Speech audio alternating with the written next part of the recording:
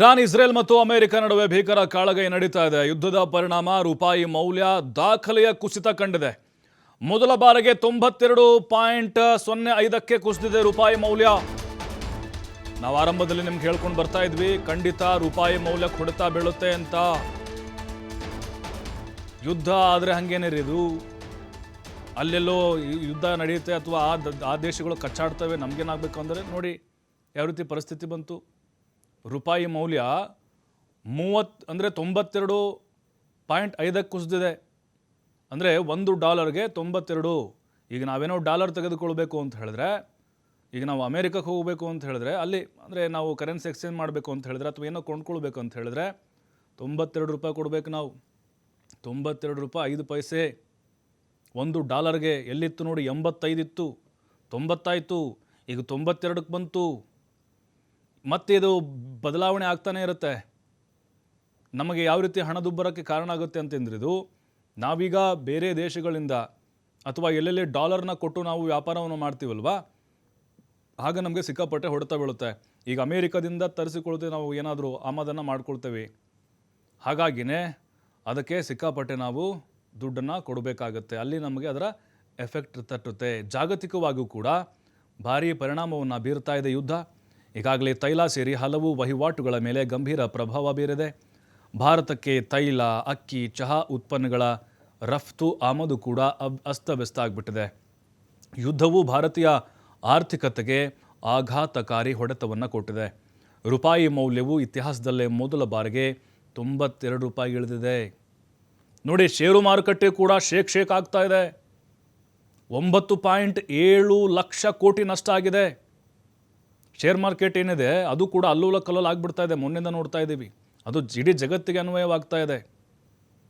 Iran ಮೇಲಿನ Israel America military ದಾಳಿ ಮತ್ತು ತೈಲ ಪೂರೈಕೆಯಲ್ಲಿ ಉಂಟಾಗಬಹುದಾದ ವ್ಯತ್ಯಯದ ಭೀತಿ ಯಾವ ರೀತಿ ಆರ್ಥಿಕತೆಗೆ ಹೊಡೆತ ಕೊಡುತ್ತೆ. ಇದು ಸುರಕ್ಷಿತ ಹೂಡಿಕೆಯತ್ತ ಮುಖ ಮಾಡಿದ್ದಾರೆ ಜಾಗತಿಕ ಹೂಡಿಕೆದಾರರು. ಪ್ರಮುಖ ಸೂಚ್ಯಂಕಗಳಾದಂಥ ಸೆನ್ಸೆಕ್ಸು 1710 ಅಂಕಗಳನ್ನು ಭಾರಿ ಕುಸಿತ ಆಗಿದೆ. 78,529ಕ್ಕೆ ತಲುಪಿದೆ ಸೆನ್ಸೆಕ್ಸ್. ಈಗ ನಿಫ್ಟಿ ಸುಮಾರು 477 ಅಂಕಗಳನ್ನು ಕಳೆದುಕೊಂಡು 24,389ಕ್ಕೆ ಇಳಿಕೆಯಾಗಿದೆ. ಅಂದರೆ ಈ ಶೇರ್ ಮಾರ್ಕೆಟ್ನಲ್ಲಿ ಯಾರೆಲ್ಲ ಇನ್ವೆಸ್ಟ್ ಮಾಡಿರ್ತಾರಲ್ವ ಅವ್ರಿಗೆ ಖಂಡಿತ ಇದು ಹೊಡೆತ. 7 ತಿಂಗಳಲ್ಲಿ ನಿಫ್ಟಿ ಕೂಡ ಅತ್ಯಂತ ಕನಿಷ್ಠ ಮಟ್ಟಕ್ಕೆ ಇಳಿದಿದೆ. ಷೇರು ಮಾರ್ಕೆಟಲ್ಲಿ 9.7 ಲಕ್ಷ ಕೋಟಿಯನ್ನು ಹೂಡಿಕೆದಾರರು ಕಳ್ಕೊಂಡಿದ್ದಾರೆ. ದೊಡ್ಡ ಲಾಸ್ ಅವರಿಗೆ. ಹಾಗಾಗಿ ಆಲ್ಟರ್ನೇಟ್ ಬೇರೆ ಏನಾದರೂ ನಾವು ಹೂಡಿಕೆ ಮಾಡಬೇಕು, ಯಾವುದ್ರ ಮೇಲೆ ಇನ್ವೆಸ್ಟ್ ಮಾಡಬೇಕು ಅಂತ ಪ್ಲ್ಯಾನ್ ಮಾಡ್ತಾ ಇದ್ದಾರೆ. ಮ್ಯೂಚುವಲ್ ಫಂಡ್ಸ್ ಮೇಲೆ ಅಥವಾ ರಿಯಲ್ ಎಸ್ಟೇಟ್ ಮೇಲೆ, ಗೋಲ್ಡ್ ಮೇಲೆ, ಈ ರೀತಿಯಾಗಿ ಕೆಲವೊಂದಿಷ್ಟು ಆಯ್ಕೆಗಳನ್ನು ಹುಡುಕ್ತಾ ಇದ್ದಾರೆ. ಶೇರ್ ಮಾರ್ಕೆಟ್ ಅಂತಂದರೆ ಕಂಪ್ಲೀಟಾಗಿ ಅದು ಯುದ್ಧ ಬಂದಂಥ ಸಂದರ್ಭದಲ್ಲಿ ಅದಕ್ಕೆ ಎಫೆಕ್ಟ್ ಆಗೇ ಆಗುತ್ತೆ. ಮತ್ತು ರೂಪಾಯಿ ಮೌಲ್ಯ ದಾಖಲೆಯ ಕುಸಿತ ಆಗಿದೆ. ಮಾರುಕಟ್ಟೆ ಕುಸಿತಕ್ಕೆ ಹಾಗಾದರೆ ಕಾರಣಗಳೇನು ಅಂತ ನಾವು ನೋಡ್ತಾ ಹೋಗೋದಾದರೆ, ಯುದ್ಧದ ಬಿಕ್ಕಟ್ಟು ಮತ್ತು ಕಚ್ಚಾ ತೈಲದ ಬೆಲೆ ಏರಿಕೆ. ಕಚ್ಚಾ ತೈಲ ಏರಿಕೆ ಆಯಿತು ಅಂತ ಹೇಳಿದ್ರೆ ಆಟೋಮೆಟಿಕ್ಲಿ ಎಲ್ಲದೂ ಕೂಡ ರೇಟ್ಗಳು ಜಾಸ್ತಿ ಆಗೇ ಆಗುತ್ತೆ. ಅದು ದಿನನಿತ್ಯದ ಬಳಕೆ ವಸ್ತುಗಳನ್ನ ಇಟ್ಕೊಂಡು ಕಚ್ಚಾ ತೈಲ ಬೆಲೆ 3 ದಿನಗಳಲ್ಲಿ %13 ಏರಿಕೆಯಾಗಿದೆ. ಪ್ರತಿ ಬ್ಯಾರೆಲ್ಗೆ $80 ಮೀರಿದೆ ಕಚ್ಚಾ ತೈಲದ ಬೆಲೆ. $80 ಜಾಸ್ತಿ ಆಗಿದೆ, ಅಂದರೆ ಅದಕ್ಕಿಂತ ಮೀರಿದೆ. ಯುದ್ಧದ ಉದ್ವಿಗ್ನತೆ ಮತ್ತಷ್ಟು ಹೆಚ್ಚಾದರೆ ತೈಲ ಬೆಲೆ ಮತ್ತಷ್ಟು ಹೆಚ್ಚಳ ಆಗುತ್ತೆ. ಬ್ಯಾರೆಲ್ಗೆ $120 ತಲುಪಬಹುದು ಅಂತ ತಜ್ಞರು ಹೇಳ್ತಾ ಇದ್ದಾರೆ. ಇದು ಭಾರತದಲ್ಲಿ ಪೆಟ್ರೋಲ್ ಮತ್ತು ಡೀಸೆಲ್ ಬೆಲೆಗಳ ಮೇಲೆ ಪರಿಣಾಮ ಬೀರಬಹುದು ಅಂತ ಕೂಡ ತಜ್ಞರು ಎಚ್ಚರಿಕೆಯನ್ನು ಕೊಡ್ತಾ ಇದ್ದಾರೆ. ಈಗ ಹಣದುಬ್ಬರ ಕೂಡ ನಮಗೆ ಕಾಡೋಕೆ ಆರಂಭ ಆಗುತ್ತೆ. ಅದಿನ್ನೂ ಅನುಭವಕ್ಕೆ ಬಂದಿಲ್ಲ, ಬರುತ್ತೆ.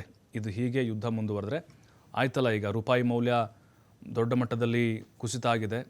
ಡಾಲರ್ ಜಾಸ್ತಿ ಆಯಿತು. ಡಾಲರ್ ಮುಂದೆ ನಾವು ಕುಸಿತ ಕಂಡ್ವಿ. ಹಾಗಾಗಿನೇ ಅದು ಪ್ರತಿಯೊಂದು ವಸ್ತುವಿನ ಮೇಲೂ ಕೂಡ ಎಫೆಕ್ಟನ್ನು ತಂದುಕೊಳ್ಬಹುದು. ಈಗ ಡಾಲರ್ ಯಾವುದೆಲ್ಲ ಕರೆನ್ಸಿ ಯಾವ ದೇಶದಲ್ಲಿ ಇದು ಚಾಲ್ತಿಯಲ್ಲಿದೆಯೋ ಅಲ್ಲಿಂದ ನಾವೇನಾದರೂ ತರಿಸ್ಕೊಂಡ್ರೆ ನಾವು ಹೆಚ್ಚಿನ ಒಂದು ದುಡ್ಡನ್ನು ಅಲ್ಲಿ ಕೊಡಬೇಕಾಗತ್ತೆ. ಇದು ದೇಶದ ನಾಗರಿಕರ ಮೇಲೆ ಪರಿಣಾಮವನ್ನು ಬೀರುತ್ತೆ. ಹಣದುಬ್ಬರ ಉಂಟಾಗುತ್ತೆ. ಪೆಟ್ರೋಲ್ ಡೀಸೆಲ್ ಬೆಲೆ ಹೆಚ್ಚಳ ಆಯಿತು ಅನ್ನೋಷ್ಟರಲ್ಲೇ ಕಂಪ್ಲೀಟಾಗಿ ಅದು ನಾವು ದಿನ ಬಳಕೆ ಏನು ವಸ್ತುಗಳನ್ನ ಯೂಸ್ ಮಾಡ್ತೀವಿ ಅದರ ಮೇಲೂ ಕೂಡ ಅದರ ಒಂದು ಎಫೆಕ್ಟ್ ತಟ್ಟುತ್ತೆ.